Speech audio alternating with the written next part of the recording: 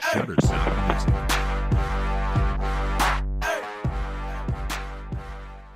All right, ladies and gentlemen, welcome to another episode of Black College Experience. I am one half of your Black College Experience team, Derek Thomas out of the Valley, and I have on with me a weary traveler, the queen of Black College Experience, Keisha Kelly. How are you doing, Kels? I am tired.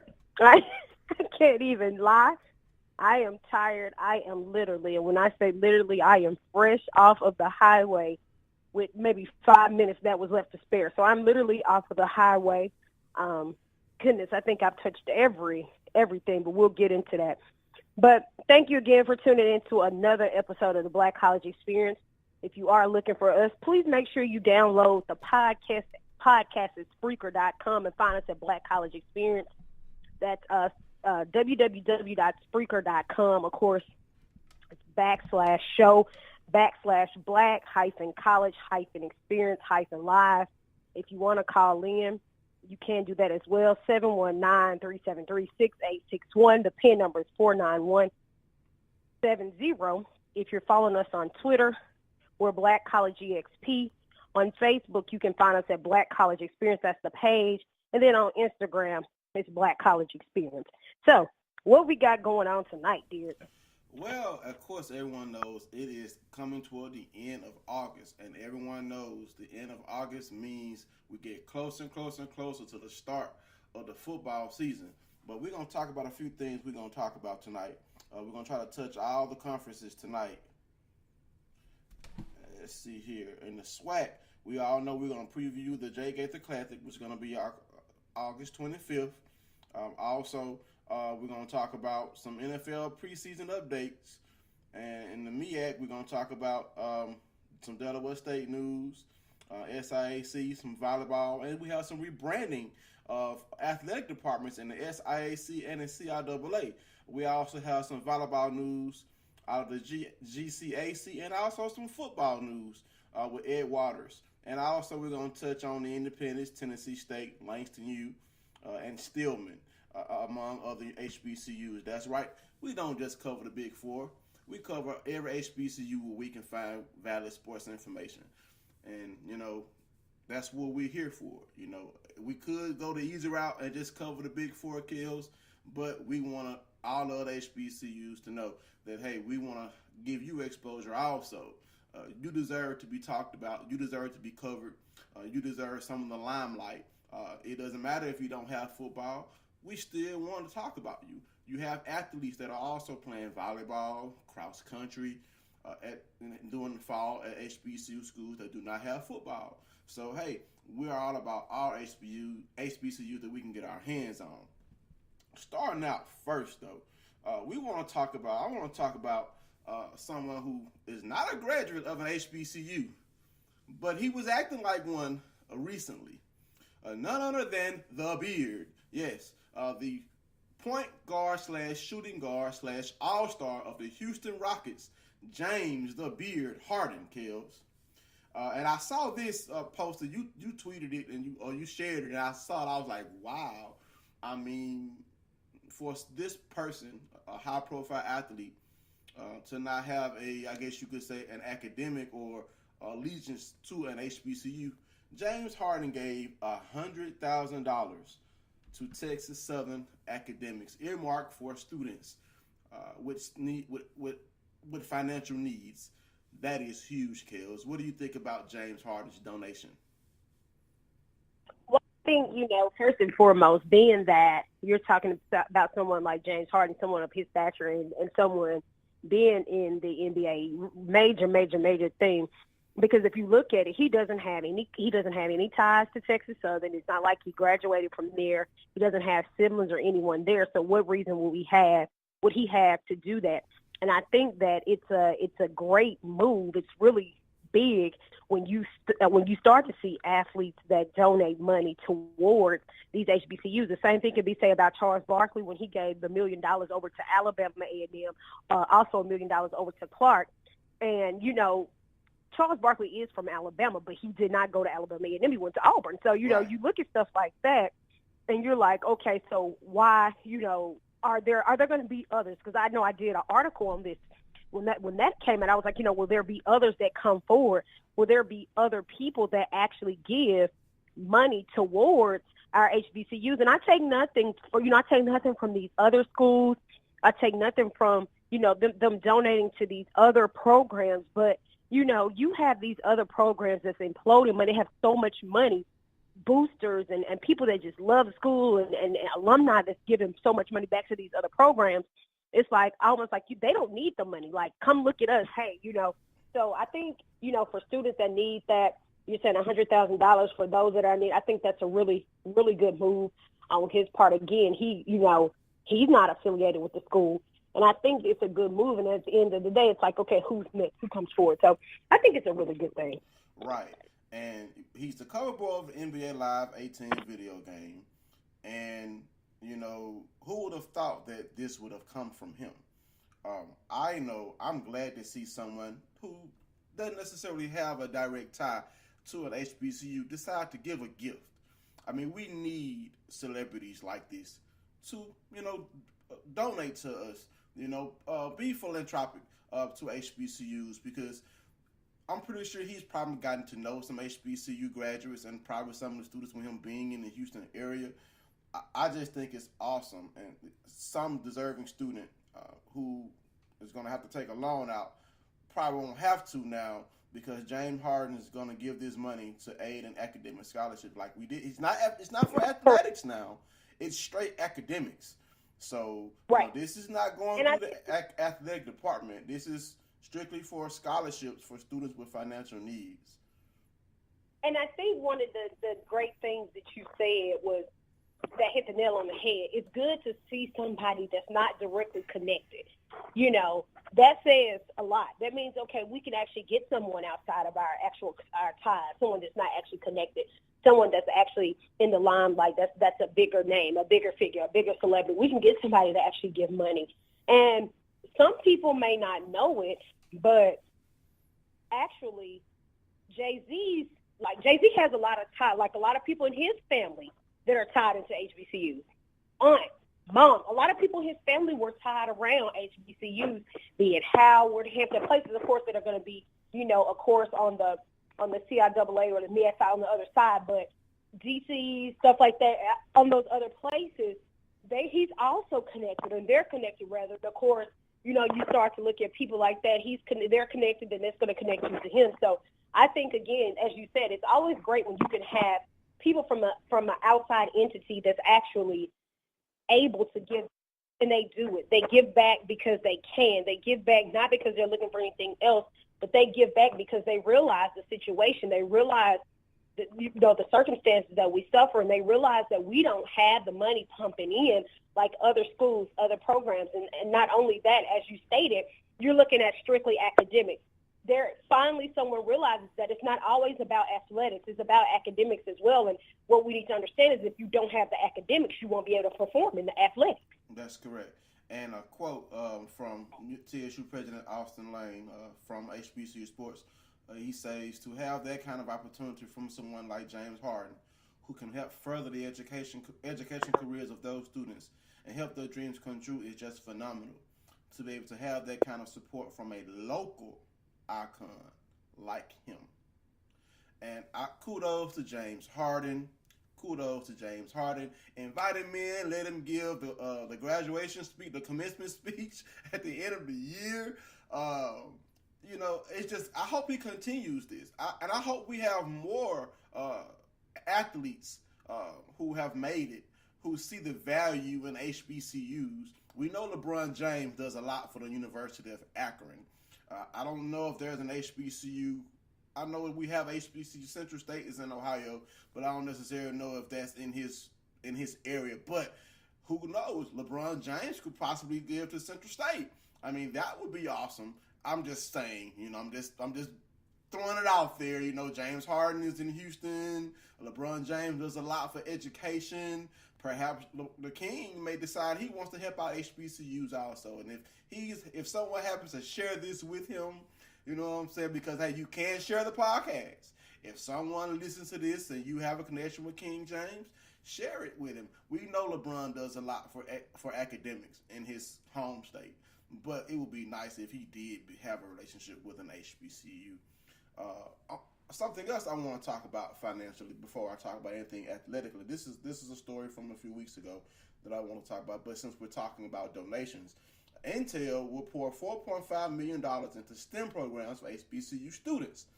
And I'm thinking that is science, technology, engineering, and math.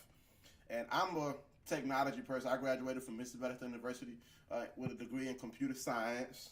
So I would fall under that umbrella if I were still in school.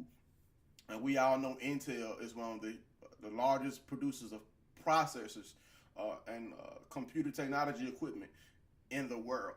And they are pouring $4.5 million into programs for HBCU students. And that is awesome. It's going to be support 2 fellowships for students at Morgan State, and it's going to allow us to start a 1-year professional master's program. Michael Spencer, then the school engineer, said in an interview, a 750,000 share of the grant will be distributed over 3 years. Morgan State has earmarked the funding to build up the school's computer science, computer engineering, and electrical engineering programs. In addition to Morgan State, Florida A&M, Howard, North Carolina A&T, Prairie View, and Tuskegee universities will benefit from the Intel grant. Go on ahead, Intel. Go on ahead. I think that is awesome. I'm wishing that my alma mater could have gotten some of that money, because in the Delta, where Valley is, a small rural area. You said it's going where? Where's the money going? It's going to STEM programs. Okay.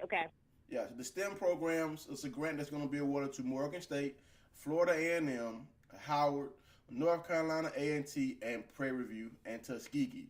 And I would just say that, hey, I don't know if my alma mater applied for this grant, but for a small school up in the Delta where you have where you have technology deficiency, you could use that money to improve the technology and have young men and women come there and study it, and potentially, I guess you could say, utilize it, experiment it with it, and develop it in that area where the technology is not, it's not so, in demand. You know what I'm saying? What do you think about what Intel's doing? I think it's a good thing when you can actually give. And one of the things and I'm not biased to things, but a lot of times I read a lot of areas, and if you look at Morgan State, because this will be the second time around, Morgan State actually got in on the, when you start looking at APR and NCAA and all the money, they were actually in on that too. And does it give a criteria as to how they chose or how they picked for STEM? Let's see here. No, it doesn't say anything about the criteria in the article. We're looking at STEM. This is not being biased, but when you start looking at STEM, places like Alabama A&M is a place that you definitely want to look at. Places like Tennessee State, that's another place that you want to look at. So there are certain schools. Jackson State. I worked at Jackson State, and I've seen the technology that Jackson State has. Jackson State is a place that you want to look at as well, because when you look at, you're looking at science, you're looking at technology, more and more of these places that are coming into that. And like I said, being that it's a growing entity. Now, I think this is a really good thing that they're pouring money into the HBCUs like such. But at the same time, I just wanted to know if there was a criteria as to how. Well, I guess I can research that, and if I find it, post about it, and people can read about it. We could talk about it next week, what the criteria is. But I do agree with you. Sometimes we see the same old HBCUs getting the grants, but there's nothing wrong with that. But of course, everyone can't get the grant, But kudos to the universities who got the grant. Kudos to Texas Southern for getting the scholarship award from from James Harden. It's good to see money pouring in from outside sources to help sustain and grow our HBCUs. On to sports. And first thing I want to talk about before we head into SWAC football preview is we all know the NFL preseason is ongoing. We have a lot of HBCU prospects trying to earn NFL roster spots.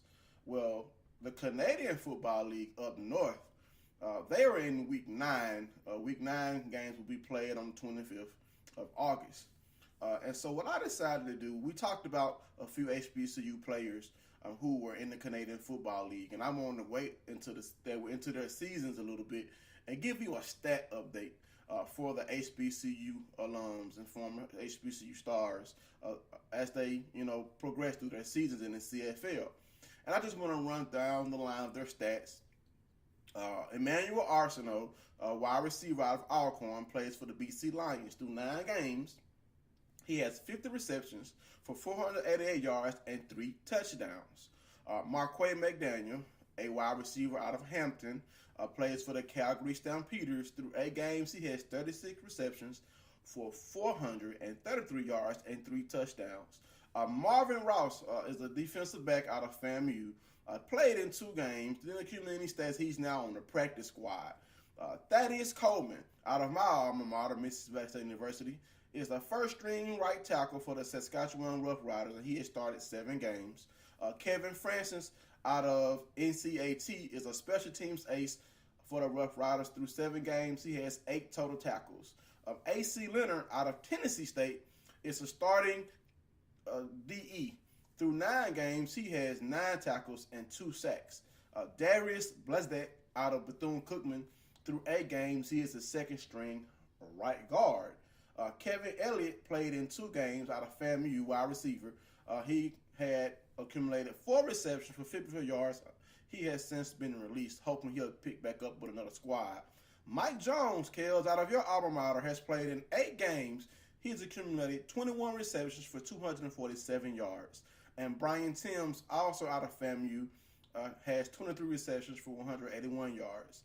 Brian Walker, a defensive back out of Fayetteville State, plays for the Winnipeg Blue Bombers. Through 7 games, he has 27 tackles and 1 interception.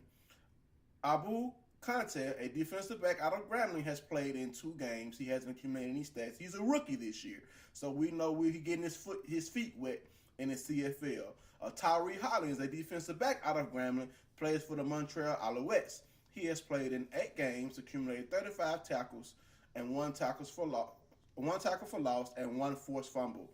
Jovan Olafioe, out of North Carolina Central, is the offensive line. He is the first-team left tackle for Montreal. And Marcel Young, out of Jackson State University, Kels, he's a defensive back. He's participated in 2 games and has accumulated 4 tackles. We want to congratulate our HBCU alums for their outstanding performance in the CFL.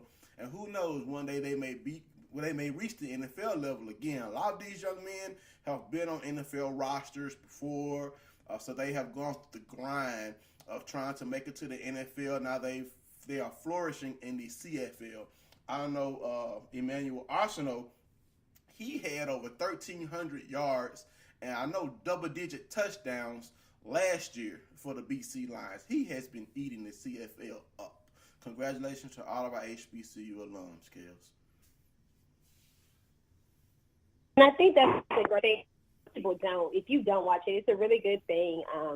For those that don't watch it, it's a really, really great football to watch. And a lot of people can't get into it. And then on the other side, it's like, yeah, once you get into it, you get a good team. I've been watching CFL and arena football for a long time, and I've watched them move from AF1 or from AF2 to AF1. So I've been watching that sport for a long time. And like I tell people, a lot of these coaches that you get on college teams, some of they've played in the league. They played at different levels. They've come out of the AFL. And for instance, Lorenzo Breland, he comes out of the AFL. Quentin Burrell, which is a coach for Grambling, he comes out of the AFL. So you have quite a few people that are coaching, be it college, be it high school, some pro, depending on what it is, that they come out of the AFL, and it's a lot of guys that actually, AFL or CFL rather, and a lot of guys, if you never watched the CFL, I advise you to watch it because people think it's just simple and they think it's easy. They think they can just walk into that it's not. Trust me, it's not that type of party. So again, congratulations to all of those guys. Really, really great game. Really great sport. And for those that don't know, it's not a walk in the park. It's not. It's right under. It's right under the NFL, so it's not a walk in the park. And another thing that people don't know, you have guys that have been cut from NFL teams, or guys that are no longer with NFL teams that have not been picked up. They'll go on to play as well in those leagues. So again, like you said, that's a great thing. Congratulations. We always want to honor CFL, AFL, as well as the guys that are in the NFL, and of course the ones that are still playing. So we're going to go ahead and take a commercial break right here, and we'll be right back for more Black College Experience. See you in 31 seconds. I already knew that I was going to go to college, from a young age. I definitely want to major in political science. After that, I'm going to get my law degree. Then I'm going to come back to Detroit, boost the economy, become the mayor or something, try to make the situation better for other people. I feel like I owe it to the city. I'm determined. It's gonna happen. My name is Justin, and I am your dividend. All right, we're back with more Black College Experience after that 30-second commercial break. And we were just talking about the HBCU players playing in the CFL and also the AF Arena League football and the other indoor football leagues that they have. Kales gave a good example of different ways you can make it and play pro football and earn a living. Going to the AFL, going to the indoor leagues. They have overseas leagues. NFL has the spring league. So you can work hard and continue to make your dream come true coming out of an HBCU if you are trying to become a professional football player. All right, going up next, Kales, we want to talk about the Jake Gaither Classic, which is going to be broadcast on ESPNU August 25th, and that's going to pit Texas Southern Tigers against the FAMU Rattlers. And this is going to be a big game, Kels. Kels talked about the game last week, the historical context of the game, as far as recognizing the national championship, the undefeated national championship team that FAMU had. And I think this is going to be an awesome opener for both teams. Both teams looking to, I guess you could say, step up the ranks and try to, get back to where they used to be in the league. Texas Southern used to be a perennial contender for the SWAC title. FAMU, like we just said, they've won national championships, Black College national championships. Coach Billy Joe, led FAMU to a Black College national championship, as well as Central State to Black College national championships at the Division II level. So, these are two storied programs. Kale's looking to bounce back. We all know Texas Southern is in the West, and they got to climb over Prairie View Southern and Grambling. And we all know the big dogs in the MEAC are the North Carolina schools, and, of course, South Carolina State trying to get back up to the top also. But this game here, we know Texas Southern lost their quarterback, and everyone knows the quarterback was Hurts. His brother, quarterback at Alabama, he is now gone. And the next quarterback to step up will be a young man out of Louisiana. His name is Jay Christopher. His stats last year were 5 of 8 for 112 yards and 1 touchdown. He will be given the keys to Coach Mike Haywood's offense. And Texas Southern brings a lot back. They bring their leading rusher back in Brad Woodard, who ran for 513 yards and 3 touchdowns. They also bring back Tracy Johnson, who had 29 catches for 369 yards and 3 touchdowns. But something that can definitely help Texas Southern start this season out right, they bring back 3 defensive cornerstones. Leading tackle Archie Rice had 84 tackles. On defense, they will be all led by Sean Jones, an all-SWAC first-team preseason selection, who made 77 stops last year. And top ball hawk Dundre Dobbins, who posted 60 tackles to go with a team-high 3 picks. So, they have some pieces to put on the field defensively. Well, it's all going to depend on how Jay Christopher does at quarterback in this game. We'll just have to see, because I know I'm going to plan on watching the game. I know you've been sharing it, Kels, telling everybody to watch the Jake Gaither Classic. I know I'm going to be watching it. So tell us, what do you think about Texas Southern going into this game? Well, looking at it, let's first I'll go back with the history of it. And when you talk about the Classic here, you're talking about a team that what's so monumental about that FAMU team was that was in 1977. And one of the things that you want to take, it was not only were they undefeated, 11-0 that season, but they were the only team in any conference that was undefeated. One team, HBCU, the only team in any conference to be undefeated that season. So, of course, they're going to salute those teams at that game. They're going to bring those teams, and that was under that, because they're going to salute the coach. They're going to do all of that at that game when they play Texas Southern, and then it would mark that 40 years. It will mark the 40 years since they had an unblemished team, which of course they ain't had it since. But it'll mark that 40 year, and they're going to actually, again, they're going to show respect to that, and they're going to salute them, and it's going to be a lot of things going around. Now, going into this year, going into the season, we expect to see some shifts between Texas Southern, also some shifts between FAMU. I do believe Texas Southern, again, is in a building stage. I do believe that Texas Southern they're going to get some games in there that we did not expect. They're going to win a game or two, maybe three, that we did not expect. Again, it's not one of those teams that you can actually sleep on, because if you do remember, they played really hard against Grambling last season. So I think this is one of those games one of those games you have to pay attention to. I would not take them lightly. It's going to be an exciting game because of so much commemoration behind it, so much, the history behind it for FAMU. But at the same time, kicking this off early so that it can be televised, I think is a good thing. And I'm excited. I'm going to have my DVR going. I'm going to have it on in all the rooms. But this Saturday, I'm very excited to actually say that, this is the kickoff of football. This is what's going on. We have two HBCUs. And this is what it's all about. It's all about the supporting the teams, but I really am looking forward to seeing what's going to happen with these two teams. Being that it's been a shift again, and it's trying to strengthen and get them back on the right track. So what do you think is going to happen? Well, I mean, you have two teams coming off 4-7 seasons, trying to fight their way back into their conference championship picture. These are not two top teams from either league, but they both have talent. We all know Texas has an abundance of talent, the state of Texas. The state of Florida right behind the state of Texas as far as talent in college football.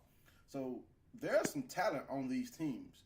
Offensively, quarterback Ryan Stanley will look to throw to Marcus Williams, and the defense will count on Calvin Darville and Elijah Price to provide defensive assistance as far as stopping Texas Southern's offense. If I had to pick I don't know. I don't necessarily know if I have enough information on both teams to pick a winner. But since I am a swag-bred graduate, I'm gonna say Texas Southern is gonna pull out this game. I know Coach Mike Haywood's gonna have his team ready. He's a veteran coach with the leadership skills to prepare his team for a game like this. You can't overlook FAMU though.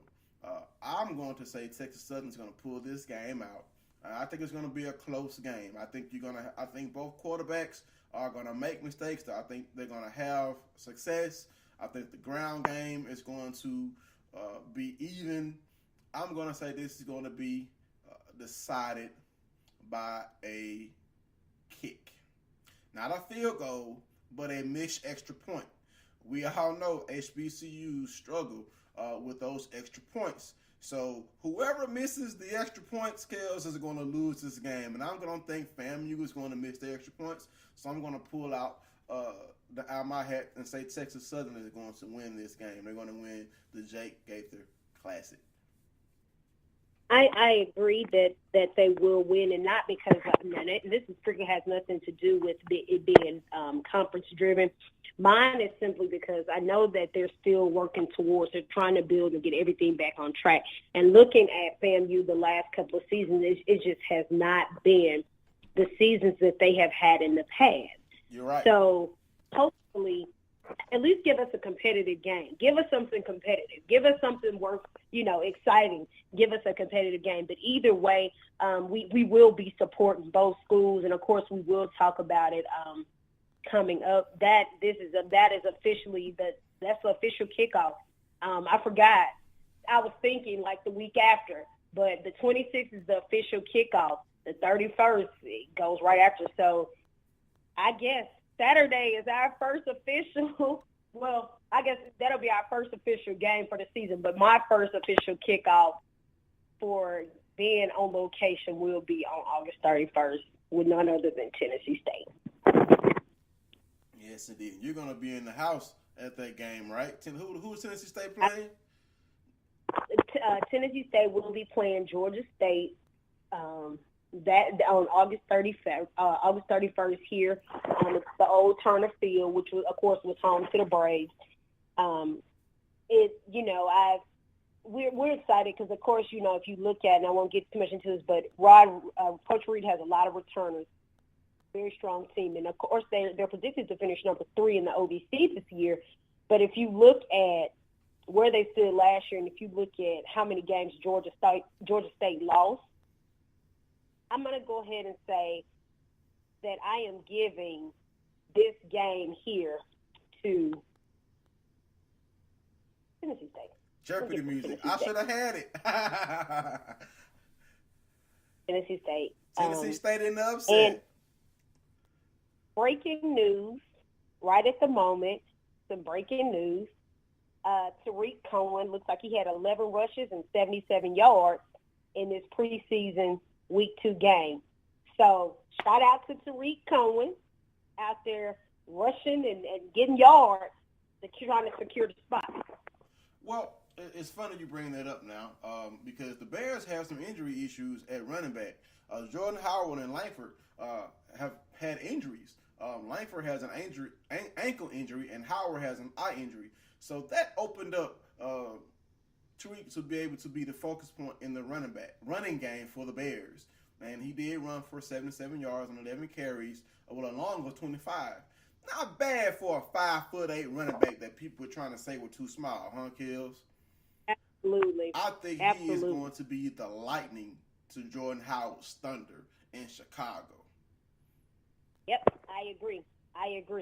They're not going to be they're not ready. But every day, honestly, like you would think I was Tariq's agent. Someone calls me, texts me, or mentions him to me every day, and they'd be like, "Hey, Kel, that kid that came out of A&T," and I'm like, he has the most unique name. Tariq is a unique name. Cohen is not just like Kelly or Smith or Thomas. They always mention, and I was like, yeah, we tried to tell y'all a long time ago what he was gonna do.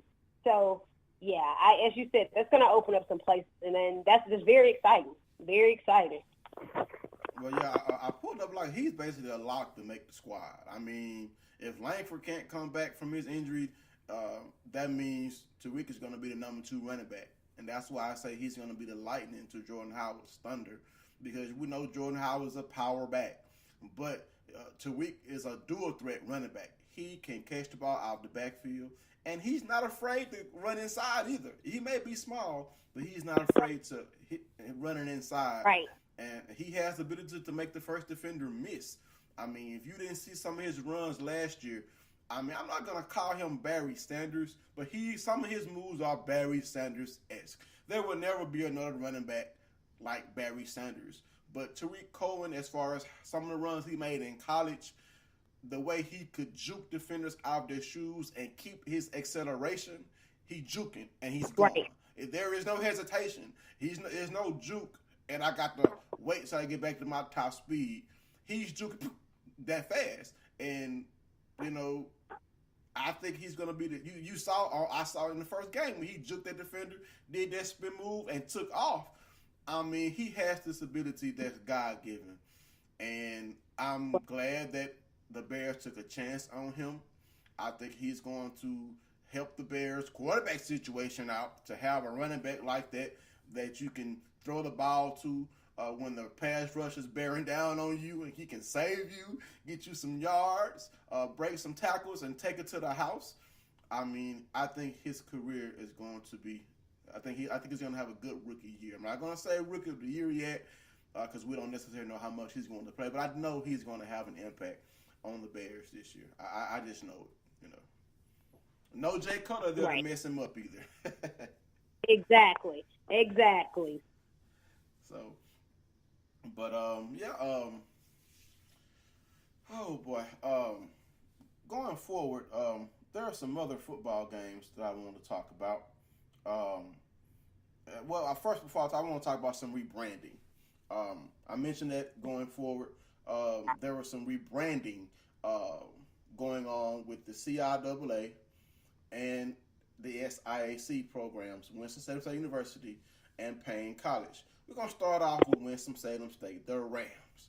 If you ever looked at Winston-Salem State's icon or their logo, it's just a front-facing ram, not intimidating, just a ram, white and red. Well, they have updated their logo, a real mean-looking ram showing his teeth with some, I guess you could say, fierce-looking horns, red horns, and put him above WSSU. I think it's an awesome logo.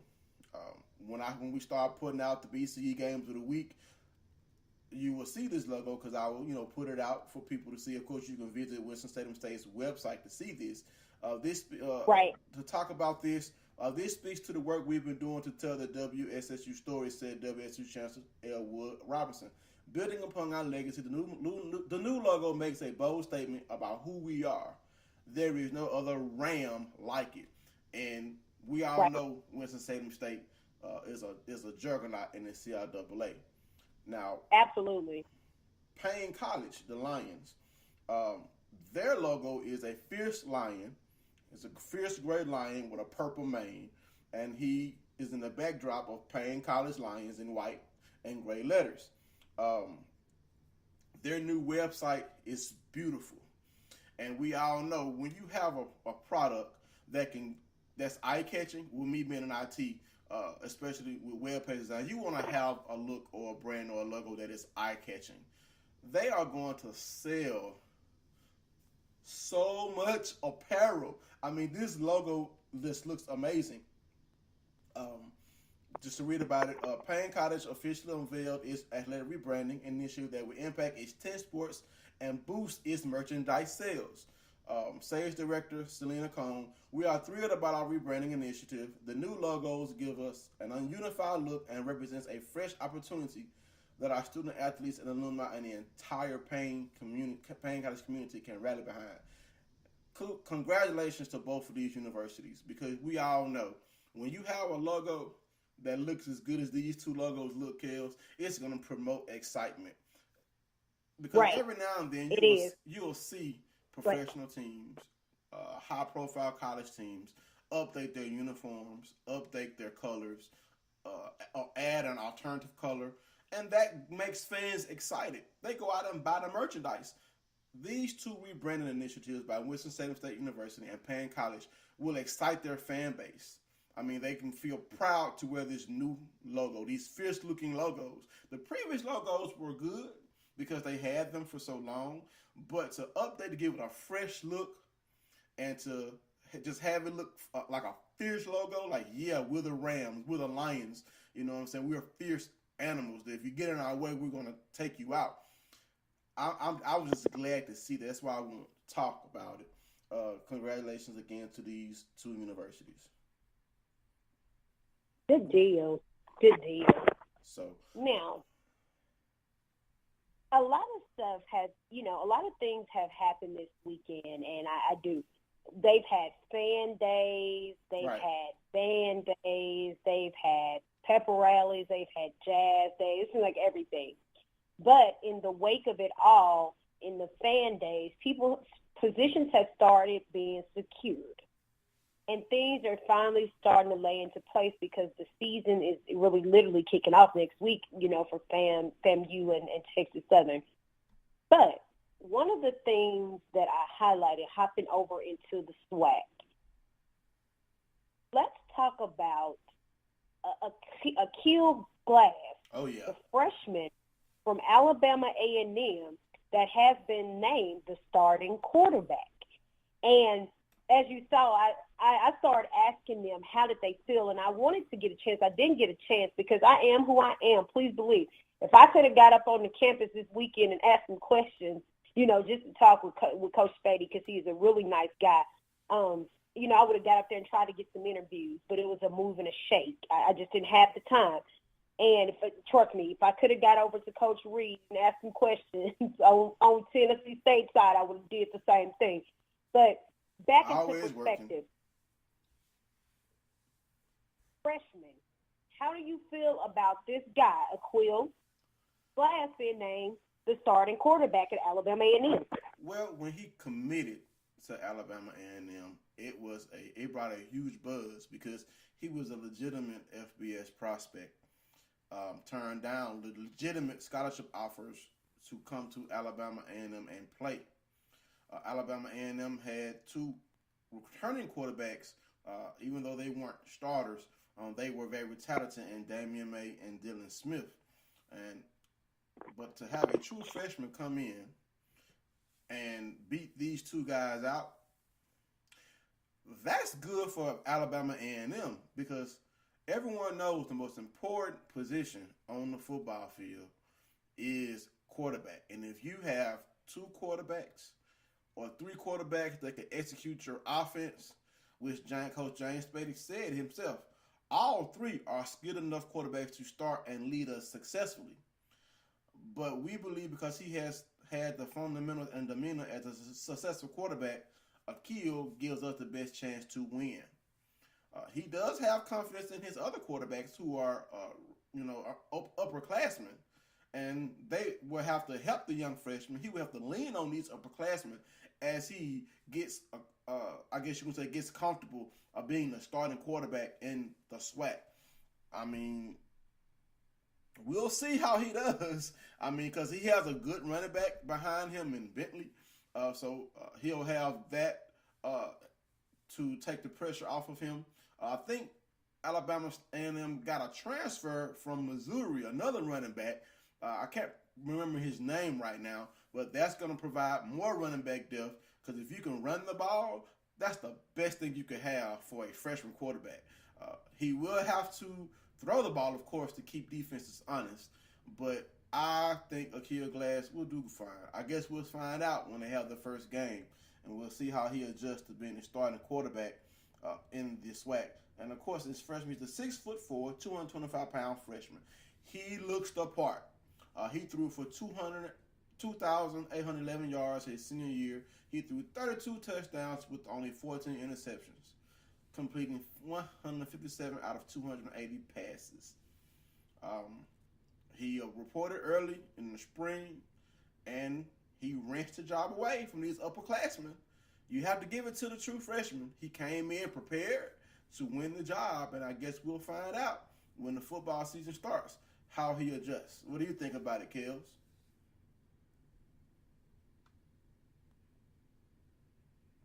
Kels? Kels?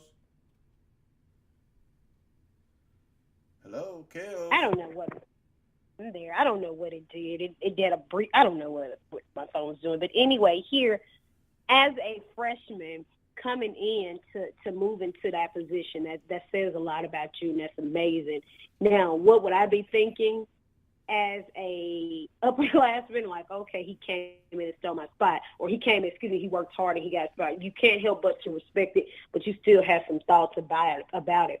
And as they're saying that their backup is just as solid. So I think it's good. You know, you go with the man who knows the plan. If he's able to, you know, come through and do what he needs to do, you can't be mad. You roll with it. You roll with the game plan, and you keep it moving. If he's able to get out there, he's able to produce, then what do? Because we can also look at the same case going back to, you know, you talked about Texas Southern. You talked about his brother that also played quarterback over at Alabama. He was a freshman as well. So, you know, whoever is getting the job done is, you know, it's whoever's getting the job done. And in this case, I don't care what school, what conference, what no matter what, freshman, sophomore, senior, junior, whatever, whoever's getting it done is who needs to get it done. Right, I agree with you. I definitely agree with you there. I mean, of course, no one likes to lose their job, especially to a true freshman. But if he came in and earned that locker room, because he has to earn the locker room on the field in practice with his leadership habits. We all know the head coaches make the final determination on positions like this, but he had to have shown the ability to lead and players who were older than him. I mean, this is just because we're playing the SWAC. It's not easy. The SWAC league is a quality football league, so you can't just think you're gonna come in here and take a job. You know what I'm saying? You have to come in and prepare yourself. You have to come in and put in the work, and that looks like what Glass did. Came in, put in the work, learned the playbook, executed at a higher rate than the previous quarterbacks that were there before him. And now they will be sitting on the sidelines watching this freshman go to work. But then again, we all know you're one play away from being in the game, so they have to be ready. They can't hold their head. They can't sulk. They can't whine about losing the starting job to the freshman. They still have to prepare to lead Alabama A&M in the nature that the freshmen can't handle the pressure. Because we all know sometimes it's easier to play against your own defense. But when you have a defensive end who's trying to take you out, I mean, that's a different type of pressure than playing against your own teammates. That's for sure. I mean, I read in the Grambling scrimmage that they had to take Devontae out because the Grambling defense was so aggressive. They were so aggressive. They're ready to hit the next player, the next somebody from a different color jersey, and they were abusing their own team. So we know in practice, you know, the quarterbacks are protected, but we'll see how Mr. Glass does when they play their first game against an opponent where he won't have that red jersey and not getting hit. So I hope he has a good career.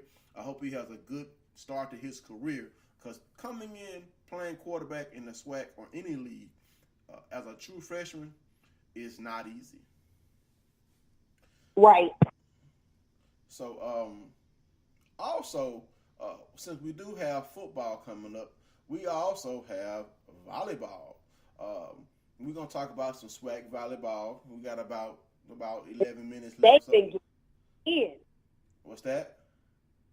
I said the volleyball girls have been getting it in. I've been following them, Prairie View, Southern, Shaw, Central. Like, I've been following them, like, on social media, like, literally, like, these girls are ready. When I say all of these, I'm talking about all the conferences, these girls are getting ready. Yes, indeed. We're going to start off in the SWAC. But go ahead, and then I'll talk about them after that. Go ahead. We're going to talk about some SWAC volleyball. In the SWAC, the preseason offensive player of the year is Brianna Dorsey out of Alabama State. The 2017 preseason defensive player of the year is Rebelia Hall out of Southern. The 2000 preseason first team All-SWAC team continued is Naisha Brown out of Alabama State at outside hitter, Bailey Bennett, also Alabama State at outside hitter. At middle hitter and blocker, three young ladies, Brianna Dorsey out of Bama State, Paige Hall, and Rebelia Hall out of Southern. Defensive specialist will be Tyler Moore out of Jackson State. Setter is Justice Thompson. Justice Tuglia-Sega out of Alabama State. The predicted order of finish, of course, number one would be Alabama State, followed by Texas Southern, Southern, Alabama State, Jackson State, Prairie View, Arkansas Pine Bluff, Grambling State, Alcorn, and my Lady Delta Devils are coming in 10th. But hey, we could shock the world and move all the way up to number 1. But kudos to these young ladies on earning their preseason honors. I guess we'll see how the volleyball season plays out, Kels. I am so excited. I'm so excited for volleyball. Like I've never paid attention to volleyball in so much detail, but I got a chance to actually talk to Shaw's. This would be Shaw's volleyball coach, and again, it's football season. But if y'all, in case y'all don't know, I do not do things in order. You might have a track interview going. You might have baseball during football season. You might have basketball during baseball season. You might have swimming during. It's so much that we do. So I don't really fall into the perspective. I kind of go off the cuff. But again, I did get a chance to talk to Shaw's coach. Actually got a chance to talk to the baseball coach at Shaw University. And she's actually going to come on and talk about their program on September 17th. So she was very excited, about the invitation, but always excited to hear about other sports outside of the normal sports. And again, like I said, you have all of these teams that are gearing up. Again, I've been following them across the map, the SIAC, just trying to keep it in perspective to see what's going on. And there's so many of those ladies, they're kicking off, like literally, as well as soccer. The guys and girls soccer are getting ready too. So I think as these seasons start, I'm going to be more excited about these sports as well as I am football. But That's again, right. Coach, the coach will be coming on to talk about their program. And again, you just get the interviews and you schedule the people how they come. Right. And so I want to talk about the rest of the conferences in soccer. The MEAC, Howard was picked to win the Northern Division. The Southern Division, Florida A&M, was picked to win the Southern Division. The first team all preseason player of the year is Kayla Donaldson out of Howard. The rest of the team is Elena Handy out of Bethune-Cookman, Rakaya Neely out of Bethune-Cookman, Nicole Abreu, Maria Garcia, Valentina Carrasco, all three out of Florida A&M, and Kayla Donaldson, of course, and Tamia Dockery out of Howard. In the SIAC, the conference player of the year, preseason conference player of the year, is Benedict's Viara Harris. She will be joined on the preseason first team by Aaliyah Lawson out of Benedict, Sarah Semp out of Spring Hill, Jordan Wallace out of Claflin, Brittany Phillips out of Albany, Zaria Raffer out of Tuskegee, Janae Graham out of Tuskegee. And the preseason defensive player of the year will be Jordan Wallace out of Claflin. The East Division, Claflin is predicted to be number 1, Benedict 2, Clark 3, Albany State 4, Fort Valley State 5, and Payne 6. Out of the West, Spring Hill is predicted to be number 1, Kentucky State 2, Tuskegee 3, Niles 4, Lamar on 5, Central State 6, and Lane 7th. In the GCAC, the Gulf Coast Atlantic Conference, the predicted order of finish will be Xavier, Dillard, Suno, Talladega, Edward Waters, Tougaloo, Edward Waters, and Philander Smith. The preseason player of the year will be Kaylin Davison out of Edward Waters. She will be joined by Juliana Tomasini out of Xavier, Amanda Perry also out of Xavier, Tiffany Phillips out of Xavier, Hassani Salam out of Xavier, Kiara Morrell out of Ed Waters, Larissa Pereira out of Edward Waters, and Shelby Stewart out of Dillard, and Autumn Trimble out of Philander Smith. So these young ladies will be starting their volleyball seasons, and we wish them well as they take the court, spiking, killing, setting, and just grinding it out for their starts of their season skills. Good deal. Sounds super exciting. Super exciting. And ladies, do you watch volleyball? Forgive me if I mispronounce some of your names. Tweet inbox record it for me so I can say your names correctly, because some of the names I did have trouble pronouncing. They're foreign names. But I did my best. We just want to make sure that we give you all the exposure because, hey, it is football season, but it's also soccer and volleyball season too, as Kel said. Now, as we come to a close, I want to make mention of my trip to Tennessee State. This has been one of the longest weekends, I feel like, of my life. Where in the world is Keisha Kelly? It's been a long weekend. I knew that it was going to be, once my nephew got into his senior year of high school, we knew it came with prom, graduation, college. We got past, of course, prom and graduation, so now it was college, and I had no idea it was going to be this long, but yesterday was a 24-hour trip. I was out of the bed around 7 o'clock. I'm out of Georgia, leaving around 12:30, 1 o'clock. We caught some traffic, and my sister headed over they went straight to Nashville because he had to be checked in by a certain time. And as she went over to Nashville, I stopped into Huntsville to pick up my mom and my sister.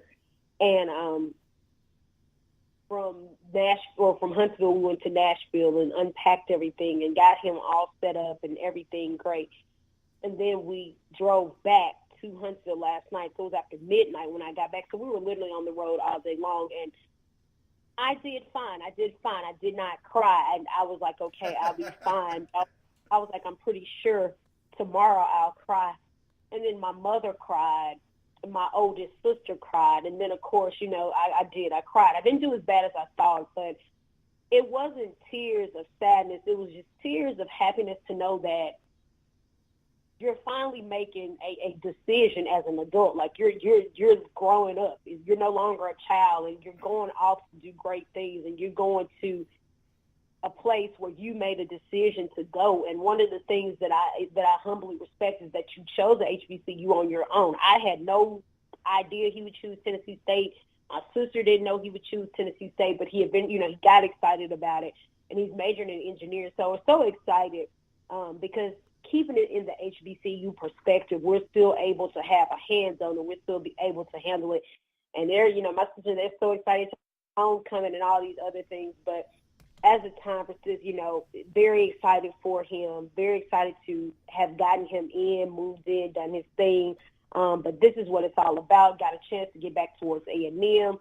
Like I said, I didn't get to do all the things I want to do. This week sometime I will. I make it my business to hop into Spelman, Morehouse, Clark, and Morris Brown to get some type of, just to get that whole college feel again and just think like, hey, I was in college and I was a freshman. But as school starts back, and for some this week and for my nephew tomorrow, and for those who have already started, this is the most exciting time. I tell people, enjoy your 4 years. It's the most exciting time of your life. So just excited about that. But next week, we do have a guest coming on. Yay. Who we have? And I did this. I purposely set this one up. Now, this one next week is set up on purpose. This guy, his name is James Lee. He did play for South Carolina State. So I purposely set that up the week before the Swag MEAC Challenge because I want to get his unbiased perspective on what he thinks the outcome is going to be and what the game, we're trying to give unbiased opinions. That probably didn't work. But I want to see what his predictions are going to be for that game. And he was an offensive lineman. Of course, he went out for the Cleveland Browns, the Tampa Bay, and then, of course, the Washington Redskins. So, again, next week we will have James Lee, South Carolina State graduate and NFL, past NFL. So we will see what's going on. What else you got, dear? Well, just want to say congratulations to all of our athletes getting ready to start their seasons. Whether you're a freshman, sophomore, junior, senior, or graduate, just remember you have to make the grades to play on the field or court. So that's all I have, Kels. I can't wait to talk to Mr. Lee about his unbiased opinion of his Bulldogs facing your Jaguars. I think I'm going to be the only person to give an unbiased opinion because you're a Jag, you're a Bulldog. So that's right. Because I'm just going to, of course, that's right. That's right. That's all I have. That's it. All right, we'll see y'all next week. All right, ladies and gentlemen. Peace out. Check us out next week.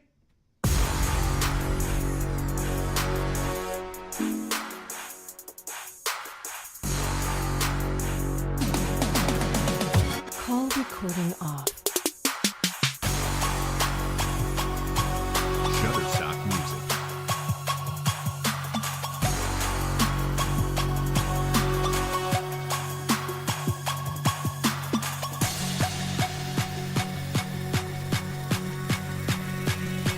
Shutterstock Music.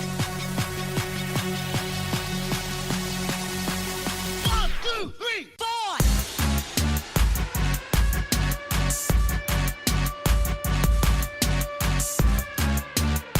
Shutterstock Music.